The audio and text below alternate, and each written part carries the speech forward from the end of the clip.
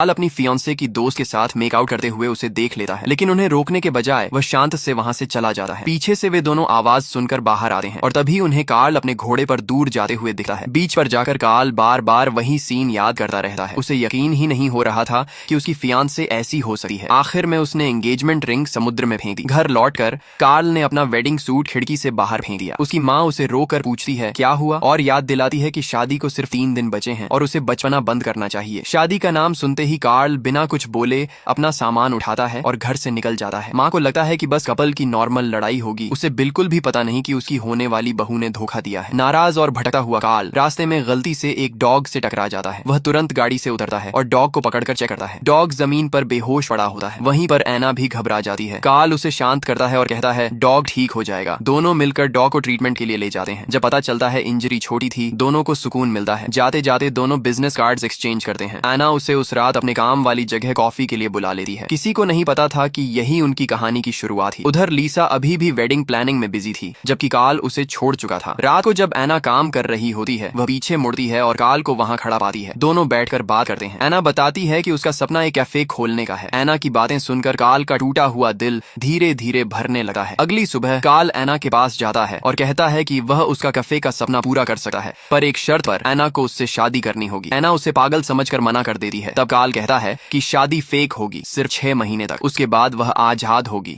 लेकिन ऐना अपनी self respect पर कॉम्प्रोमाइज नहीं करना चाहती। वह कार्ल को तुरंत वहां से जाने को कहती है। कार्ल चुपचाप चला जाता है। उस रात घर जाते वक्त ऐना को 2 गुंडे परेशान करते हैं। जब वह चिल्लाती है, उसका दोस्त आकर उसे बचाता है, लेकिन झगड़े में वह गलती से उनमें से एक को चोट पहुंचा देता है। उसे डर होता है कि उसका दोस्त जेल चला जाएगा। ऐना एक लॉयर से मदद मांगती है, पर फीस इतनी ज्यादा होती है कि वह कुछ नहीं कर पाती। मजबूर होकर उसका ध्यान कार्ल पर जाता है, क्योंकि कार्ल का परिवार ताकतवर है। कार्ल तुरंत मदद देने के लिए तैयार हो जाता है, लेकिन शर्त पर कि ऐना 6 महीने उसके घर में उसकी पत्नी बनकर रहेगी। दोनों एक कॉन्ट्रैक्ट साइन कर लेते हैं ताकि कोई पीछे ना हट सके और किसी को सच का पता ना चले, क्योंकि कल शादी थी। उस रात ऐना को कार्ल के साथ घर जाना पड़ता है। अपने पुराने घर को देखकर ऐना को जाने का दुख होता है। उसे नहीं पता था कि यह नकली शादी एक दिन सच्ची मोहब्बत बन जाएगी। वेडिंग वाले दिन लीसा अभी भी तैयार हो रही थी, अपने आप को सबसे सुंदर दुल्हन सोच रही थी। वहीं दूसरी तरफ ऐना अपना वेडिंग ड्रेस पहनकर बाहर आई और उसी पल कार्ल का दिल पूरी तरह उस पर आ गया।